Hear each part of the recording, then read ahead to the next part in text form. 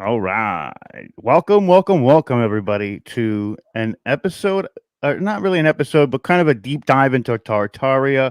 Myself, Joan of Angels, we are going to go absolutely amazing information that we've been discovering as of late. I'll let Dr. Joan start because I know she's excited for this. I am too. It's just so much stuff. And we're going to actually go over a little bit of what we believe is Tartaria and why it's important. So, Dr. Jonah, you go first. Rob, it's so exciting to see you this morning. I'm thrilled. You know, when we were on one of our last programs and I mentioned Tartaria to you, you were so dismissive of it. Okay. It was like, oh, I checked out. I spent 30 minutes reviewing it. It just like, it's like a big nothing. And so you stirred in me this desire to awaken you. Okay. It's the only way I could say it because that's why we're here. It's like I said, oh my God, I really need to get Rob engaged. And I don't know why. It wasn't that I thought, oh, I want to do a show with you. It was like I need to engage him. You need to know this for some reason. And I remember sending you that video, and then suddenly you're excited about it. So the reason I feel we're doing this is that something has been going on our planet since the beginning of time, and we are the only ones who don't know it. Humanity has been kept in the dark about who we are, what we are, where we came from, who are these controllers, what the heck has been going on.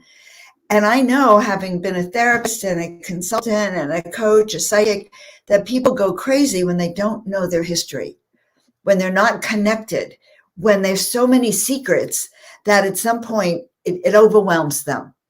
And so I sent this to you with the hope that somehow you'd wake up to it. And now we're here. And it's important because it's happening again for humanity. They're suddenly removing our books. They're taking away, they're censoring not just history, not just medical information, but all things that relate to the fact that we have a very different past than what they're doing. So I feel like in order to break our programming, that massive mind control programming that people have in order to awaken, this deep dive into Tartaria is important because I feel a lot of our roots are in here. Does that make sense?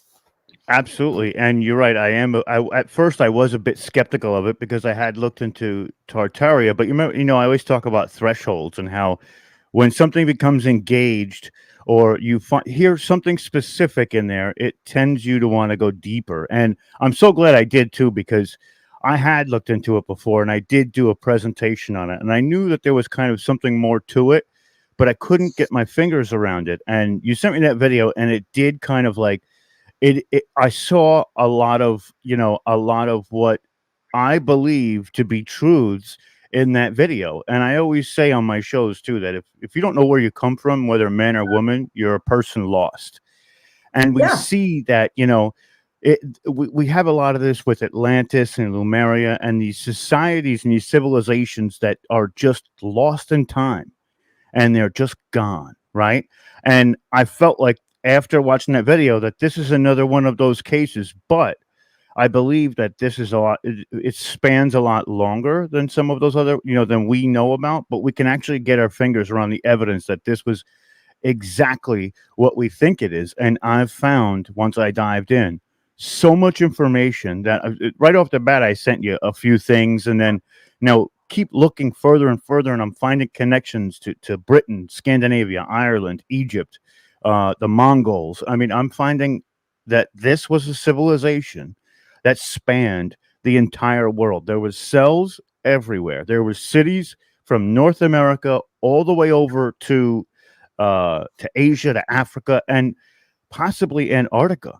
And here's the real crazy part is that this is still relevant information right now. It's not just what it was back then. It's still relevant right now. We need to understand who they were, what they did, what they also brought to the table, and why they brought it to the table. And I think that this is going to be a series of types of shows or smaller episode type television that we can examine each one of these areas a little bit finer and a little bit more and keep diving and diving until we get an actual full understanding of what was the potential of this society and why it's so important that we know it. No, that's exactly the point. So as I look at Tartaria and I look at the areas to explore, the first thing that really comes to mind is well, they call it like forbidden cities, mythical cities. Okay, cities that we've been told existed in only in mythology, and I'm really talking about Shambhala. I'm talking about underground cities. I'm talking about advanced cities that they even found throughout the United States, hidden along with the other native population. So these civilizations, Rob, especially Tartaria, they say that Tartaria could have actually been the Jubilee that happened. It was about 1,000 year reign when we actually had sound energy. We had energy that harnessed sound and light frequency and vibration and water to harness free energy around the world. So where people talk, the one thing I want to emphasize is that for people is that Tartarian was an advanced civilization where we had very tall people. We had giants in that civilization. We had the most extraordinary architecture in that civilization that to this day, I don't think humanity can actually do. And you'd see these amazing buildings that are set in a setting where there's primitive wagons and dirt roads. Okay, so there's a lot of evidence to using advanced technology of free energy, Tesla technology. There's evidence of electric cars and electric flying devices that already existed here on the planet. So it's not a myth. It's really reality, as well as evidence that we can show over the next few months of the giants that roam the earth, and not just little giants, not just 14 feet giants, but giants that were tall enough to cut down mountain trees that are now mountains, or beings that were so tall and big and large that they are now fossilized structures that we can see, rocks and fossilized. So there's so much evidence, Rob, that something has gone on. And I just feel like they were doing what we aspire for New Earth to be doing. Absolutely. And just to go back to that fossilization of these giant beings, they have pictures of what looks like a leg that they cut into that is petrified to rock, and the inside of that rock is bright red, and the outside is a tannish color. So there is definitely something. I mean, of course, science will try and explain that away, but the way that it looks is it looks like petrified blood inside of a leg. Like that's what it gave me the feeling of. And I think when we look at what history tells us, that that's kind of where I started. I went to the history books to see what they were saying and why they were saying it, because from there I'm able to look at and find the inconsistencies of what we're talking about. So if we're talking about the history that you're going to see in the mainstream, and this is not saying that this is the true history of it, but this is kind of where we start, right? And I always start like that too, because I want to make sure that when I'm looking at this information, I'm finding other narratives as opposed to what the mainstream is saying. That's how I kind of know I'm getting towards the right path. So they say that this is a civilization, if you look back, that, basically was in the Russia, Mongolia terrace of Asia, and that from there it was only raining for 1,000 years, and from that 1,000 years it was gone. Now, when we look further, Completely gone. The buildings remain, but the people are gone. right, right. So it's a we've seen this pattern before, right? So the first thing we say is we've seen this in the Mayas, the Incas. They're just gone, gone, gone. And one of the things that gets me, that strikes me so evident, is that not only was there, if we look at the structures that they left behind, there is presence of these structures everywhere. They're all built almost the same way across the world. And that leads me to believe that it wasn't just to that Asian continent area. Now, why would you pick that place to have really as a hub? It's because there's mountain ranges where you can protect your cities, And also, if you're going to be outside of the mainstream around the area and time that this was supposed to be, was the Middle East and the Crescent Fertile Valleys. And they stayed far enough away that they could interact, but not be a part of. And that shows me that there's more to that story, too. And that's kind of where I started my venture into what I believed was Tartaria, and how we go into this major shift to the Americas and indigenous peoples into the Americas from that point, because they talk about the land bridge and how Native Americans came across on that land bridge. They would have had to pass the Tartarian Empire at that point, because it does span that far back. And Right. even the ancient Greeks have Tartarian buildings, which means that they predate the Greeks. There's Sumerian buildings that are Sumerian tablets that they talk about these structures that are Tartarian structures, which shows that they go from as far back as the Sumerians up to right now, because we see these structures in San Francisco being built today, or not those types of structures, but I want to say, symbolically, they're the same structure. They're not built exactly the same way, but they're replicas, I guess we could say, would be the best way to put it. So right there shows you that this civilization is well over 13,000 years old, and it was only supposed to last for 1,000 years. And that's Over kind of where it started. 13,000. At Over least, at 13,000. least, at least. But I'm saying, because we find that mainstream 12,500 year, gestation period of the human beings that we see in mainstream history. But we see that it spans well greater than that by a long shot. But, just to go by their standard, that's what we see. Very, very interesting. And I have two slides I want to show on some of the ancient buildings. So I think you guys would like this. Let's see if I can actually show them. Yes, I'm going to, and this is why I want to show them right now. Can you see that? Sure can. Yeah. Okay, good. So this is what we're talking about, folks. So you can have a visual. These are ancient buildings. These look Indian or Far Eastern, but this is technically was built from the top down. We do not inside of a mountain. So somehow they had technology to go inside and carve this out for us. There's no way that we can do that today. Okay, this doesn't happen in our. I'm going to show you this other one. While Let's you're pulling see. that up, just think about it. They would have to know how they could keep the top of that mountain up while still being able to, you know, carve out the inside, which is kind of wild, which is wild. Well, look at this. Okay, there's no way that we have technology today. We can barely excavate these things that look so good, but we don't have technology to build that. And Rob, what hits me is that I've been seeing this under my eyes forever. So for me, like in Sedona, I remember going on this tour of this amazing area, and I could see ancient temples. I'm looking at it, and these rocks are exactly like ancient temples. I see ancient, looks like sculptures. My imagination's going wild, because to me it looks so alive and so real. And I've been looking for a long, I was going to say I've been looking for centuries to find out why it looks so real, or why when I look at massive rock formations on top of mountains that I look at and I go, oh my God, that just looks like some major master being, huge, laid down on top of that mountain and died.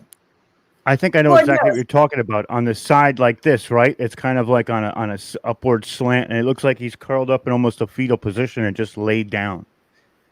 Yes, or other instances. So here where I live well, first of all, in Sedona, it's very easy to see those faces in the mountains. And now the research that I've been reading, and I think next time we'll actually have a lot of photos to show, but the research is showing that these were ancient giants that were fossilized.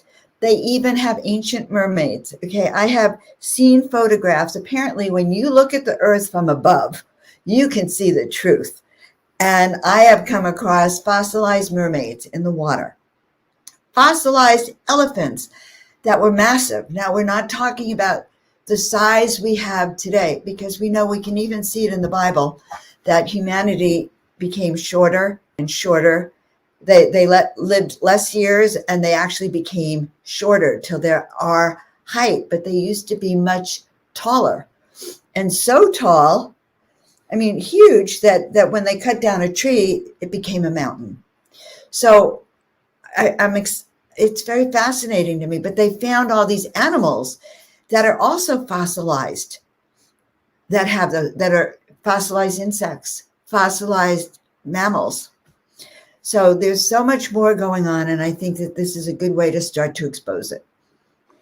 I totally agree. And one of the things that I also found while doing a little bit of my research is the corroboration of points of interest between other ancient texts and what we learn to be the history of Tartaria, and they line up, which is another fascinating point, because if we're looking at something to be like vetted information, we look for it to reoccur, like the mud flood. The mud flood was a tremendous point in time for the Tartarians, as well as, the other cultures around the world. So we see evidence of that.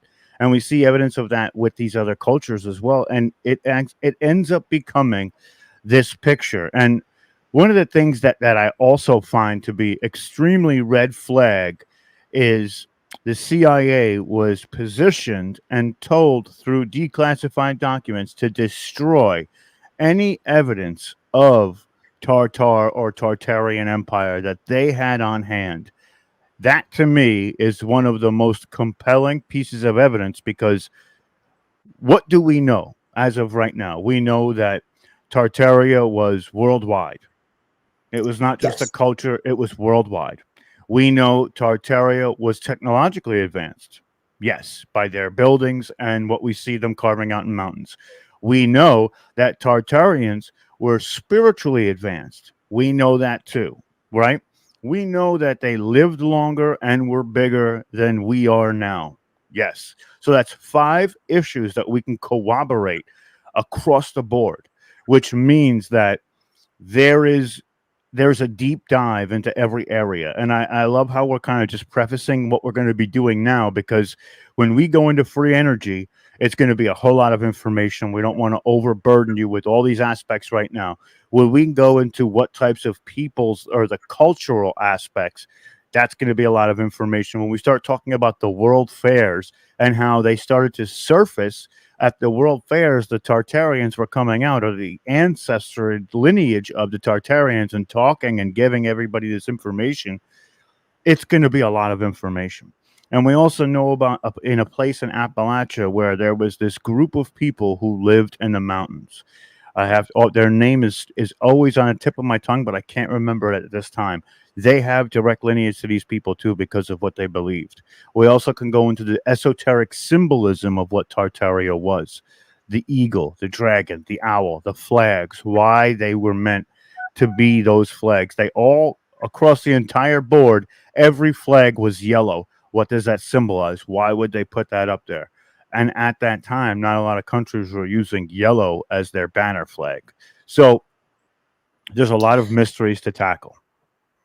Yes, I want to add a few comments to Go that. ahead. Okay. I love that you brought out that there are things that are already concrete evidence. One of the mysteries is those thousands of infants that they were put up for adoption and that were in these incubators at the World's Fair. It's like, where do you get thousands of unaccompanied infants that you put in these incubators and sell at a World's Fair?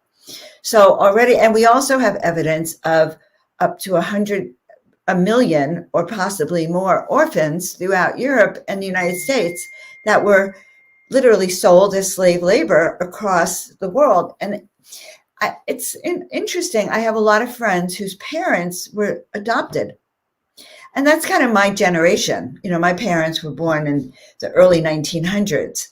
And so I have friends whose parents were just that old as well. And like parents who've been adopted. So a lot of history that has gotten lost. But I want to also say something. We have history. We have evidence of a great reset that's happened several times. And if we go back to the flood, Noah's Ark and the flood, there's really evidence that was that, and this is what's so scary. There's really evidence, and it was in that video I sent you, that that was one of the first resets that had to do with the fact that there was a mixing of blood, of pure bloods.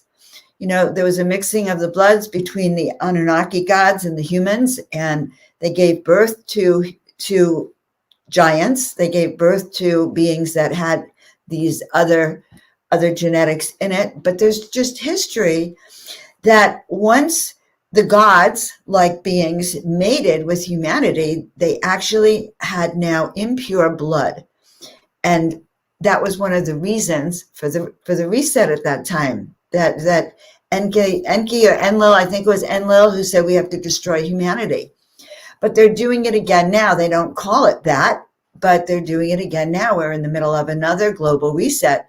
And there's evidence of the last one having happened just a few hundred years ago.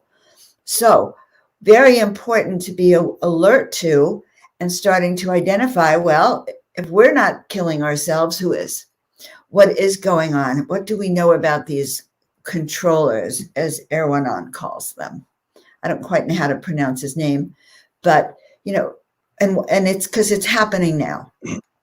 You know, and that's another aspect, is the contact aspect and the extraterrestrial component to the whole thing as well. And if these people were the direct descendants of some sort of lineage of Anunnaki, which is why, if and when, let's say that the Greeks were looking towards Mount Olympus, maybe Mount Olympus was a Tartarian city and these people were just bigger than they were, so they called them the gods. This is how important that some of this information is, and that's what we're seeing. And another fascinating aspect is the extra continents past Antarctica, and how we get into Yes. that aspect of it.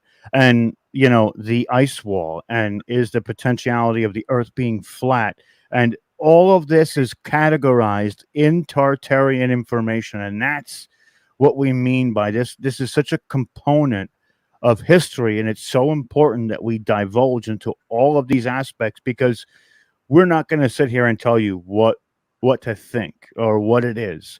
We're going to present the information and then you tell us. We want this to be an interactive session where we're all learning and all helping each other to learn. So, you know, I would tell everybody out there, if you're interested in Tartaria, get out there, tell us about it. Tell us what you find. This is how we collectively crowdsource information and figure out Yes. the exact timeline. Right. So TT, the Tartarian tribe, mysteries revealed. I'm looking forward to, I think yeah, we're going to be online every other week right now until we get our groove going. And we're going to bring different aspects of this deep dive, and especially the reset components. And the other thing you mentioned is this land that's outside the ice wall. I didn't really know about any of that until recently. But I do know that I myself have seen the little people with my own little eyes. I saw a fairy one day outside, a really fairy elfin that was as tall as me outside my front door. And he looked shocked. We were both shocked, like, what? And he disappeared. And ever since then, I know that the little people exist. And I know that the giants exist. And I know that I think that there's probably civilization that is what is happening. Did you ever read the book Gulliver's Travels? Oh yeah. Great book. He travels around the planet, goes to God knows, he probably goes beyond the ice wall, and he comes to the land of giants and the land of little people. I am beginning to think that most of our fiction novels, many of them are true. It's the way they have taken our history, put it right in front of us in black and white, and labeled it a novel. But I've learned a lot of psychic tools, a lot of magic, and a lot of information just by reading between the lines in these books. And it's wild you say that, because Joan and I were talking about trying to connect with the elders of Tartaria and meditate and see if we can connect. And I didn't quite connect to the elder, so I know so far, but I did connect to an entity that didn't want to tell me who it was, but it was pointing me in a direction and saying this information is vital. And when it said vital, it gave me a picture of a heart, like a pulse, like it's the pulse of something. Mm-hmm. And as we get further and further into it, hopefully I can contact this entity again. But it was giving me this information as if we keep digging, that pulse is going to get stronger and stronger and stronger, and hopefully we can unravel some of the mystery that goes behind it, and open that vein up so it's not, I don't know exactly what that symbolizes just yet, but I think it had something to do with the intensity of the information. It's vital, like a vital organ would, or vital is your pulse. So that's how I kind of perceived it's vital information. And So you I want to try and do that with everybody here as a collective in one of the episodes as well, because I think it's going to be the I was experience is going to thinking be that awesome. I actually had a vision, Rob, of you going into trance and me asking you the questions. And Really? I've not actually, yeah, I did. I had this as you were talking. I was thinking, oh my God, we got to get him in trance so that I can ask you the questions. I don't know why that came to me, I'll but I try. think I'll try it. now I did a kind of ceremony journey, and I found myself in a very ancient. I don't know. It was like being in a movie that was a classic period piece. And I was in a very huge drawing room. It was burgundy, lush, cushiony chairs. It was a drawing room of some kind in a different century, a different place. It was just very inviting, a fireplace in the corner. And that's it. It was red burgundy. That's all I saw, Hmm. basically. But very comfortable place to be. I hope to get invited back. It's wild Right. that you say that red burgundy, and I saw the pulse and the blood, and that's kind of like similar color, right? And that's pretty wild. It's pretty Well, wild. that's why I mentioned it. I didn't contact a being, and I think that's very, very interesting. Up, we don't have Omar today, guys. We have Rob. He kind of looks like Omar. A little, a little. No, Omar's in the chat, I think. But you know, I Oh, was are you in really the chat, Omar? he Hi, is, he is. Omar. I was a Of little course like you are. discouraged because this being wouldn't tell me who it was. And I think that maybe I wasn't ready to understand who that person was yet. So I'm going to keep trying. And when you hear that, you're like, come on, like, just, let me know. But I think I have to, I have to earn its trust a little bit more. And maybe it'll divulge some of the interesting mysteries for me. And I know my guide took me to this being. It wasn't just me contacting it. I asked my guide to help kind of intervene and help me get there because I thought it was important. So there's a lot to explore. I'm super Yes, excited. I love that. Okay, this is a good tool for everyone. I want to leave everyone with this concept. Tonight, okay, today is Wednesday, June 1st. When you go to sleep tonight, all right, because I think this is perfect. I'm going to ask Rob if he'll do it tonight too, and Omar and all of you in the chat. Let's all go to bed and ask our guides to take us to Tartaria, to take us to an experience of Tartaria, information, a guide from Tartaria. I think you're right. That guide was not prepared to talk to you because they are sort of a secret group, and you actually needed a referral. You needed to be referred by a trusted source. I've never heard that happen in this world of beings, but I think that's true. But if you guys would help us, and tonight when you lay down in bed, ask to be taken. Ask to go on an adventure with Rob and Joan. Let's go to Tartaria. Let's see if we can ask the guides to bring us the kind of wisdom and information to show us what is relevant for us today. Because honestly, what really triggered it for me, it was when Omar and Rob and we were doing those timeline events, and we were very focused on how do we alter the timelines. And so knowing this information on Tartaria and working with it is going to open up the gates of that positive ascension timeline that we're all talking about, which is another reason it's so important. I agree. Okay. I agree. And what I want everybody to do after tomorrow when you wake up, find the video on mine and Joan's YouTube channels and write in the comments what you saw. So the next time we go into one of these sessions, we can go back and look at the documented visions of everybody in the crowd, and we can Yes. go over that too. And it'll be a lot of fun to kind of, put it all together and paint that picture. So make sure you comment below tomorrow what you see. I know it's a lot to ask, but when you sleep tonight, do that, then come back and let us know, because it's going to immensely help us to try and pinpoint some of this information too. So, like I said, this is complete crowdsourced and interactive learning, and that's the way we want to keep it. And we want it to be ever present for everybody. We want you guys to find information, bring it in, let us know. That's how we want to do this, because it's that important that we're all on the same page when we're doing this. Yes. And in a sense, it's like remote viewing collectively, that we're all kind of doing it collectively. We're going to ask that Rob's guide come forward and bring him more information and wisdom. So I think this is really exciting. We have a comment on from Discog. Maybe you can put it up there. He's proposing a toning event.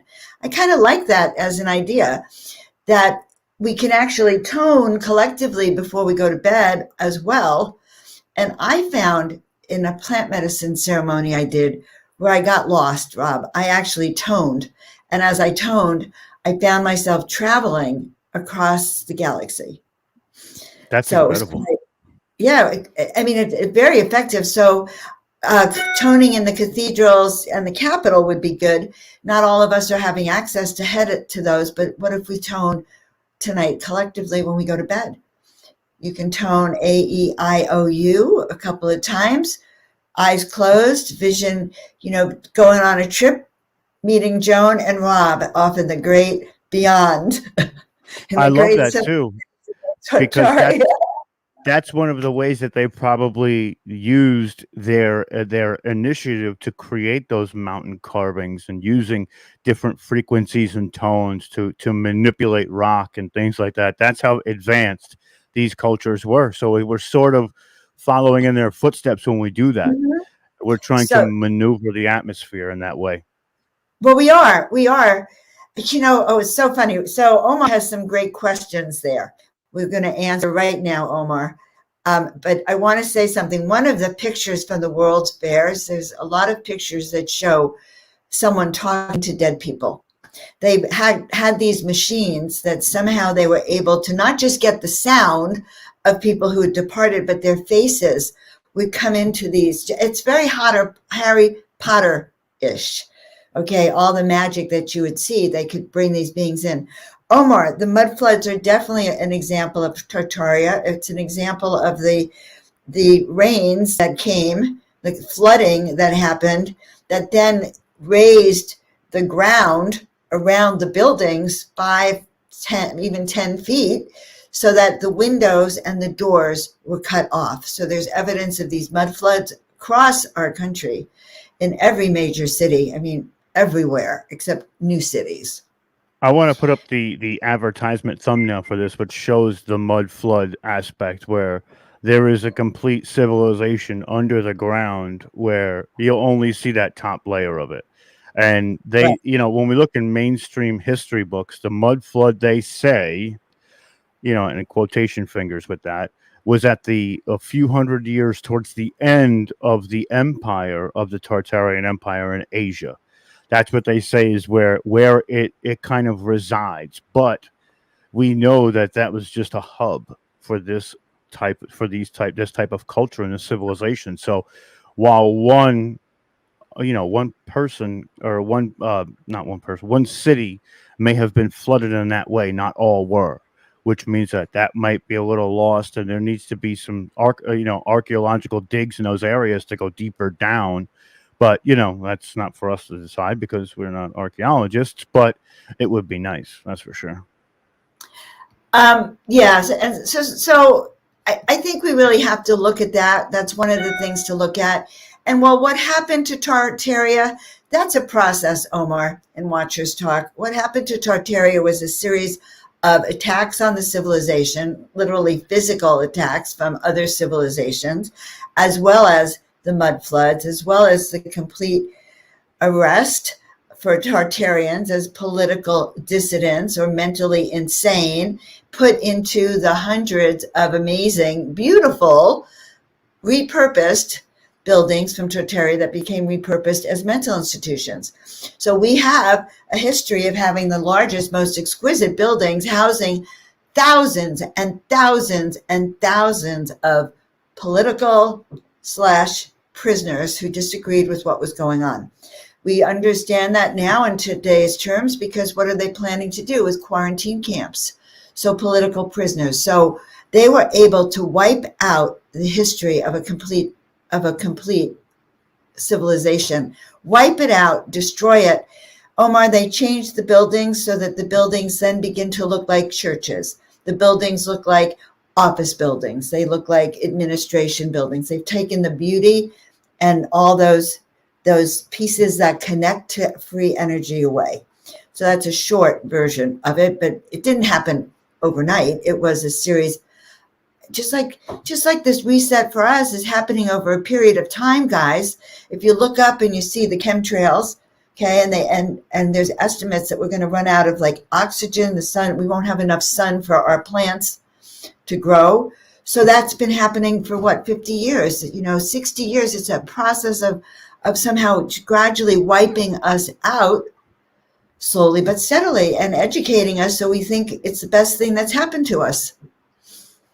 I agree with that. There's a catalyst, and then there's a catalyst with a bunch of catastrophes, and then predictive planning and preparation to dislodge the entire history of what this civilization meant to humanity, and what that burden and that effect for so long after that, and we're still feeling the effects of that dislodging of the Tartarians, because Tartaria Right. is still around now, and whether we know it or not, there are societies that still hold true to those values and still have that DNA inside of them. So Wouldn't it be fun if we can get one of them on our show? I Wouldn't would love that be that. fun? Some original. So, guys, we're putting out a call for Tartarians, for people who really have had that experience and can share with us what these mysteries really are. They're not mysteries. This global reset is real. We're experiencing it happening now. It's a matter of tracking and kind of looking at exactly what we do see happening and putting it all together. But remember, because we're on that ascension timeline, all of us, we're on that path of walking, creating our future. We want to incorporate some of this advanced technology, this knowledge that humanity has been extraordinary. We are, we may even be descended from these advanced Tartarian beings, many of us. And Rob, I didn't tell you this, but I have a past life memory of my brother and his wife. And it's in the 1850s, I think, in Austria, in Vienna, and going to one of the most magnificent opera houses, which now, of course, we can say might have been Tartarian buildings, and in this grand carriage and wearing these grand clothes and looking so interesting. And I realized that was a Tartarian mystery to me. That's epic. That's epic. And a lot of these buildings, they have these like spires that look like antennae. And that's kind of their structure, where all the buildings go to one top center point, and that has a lot to do with what we know of, the energy systems of ways of harvesting the energy that's in the atmosphere and around us right now with the static, and also with lightning and things like that. So there is a ton of evidence. And when we talk about, Omar asked, what's the years? This goes back 460,000 years to the present. That's how far this really goes back. And that's just a guesstimation. That's not even really on point to the fact where I can limit it down to specific years. It's there.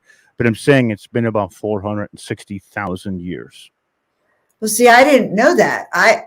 And yet, as when you start to correlate the Bible and other ancient history, then you can. So I thought it was maybe the last 1,400, 2,000 years, but and there's missing time also. So I think we're going to start with our deep dive, guys. The next live.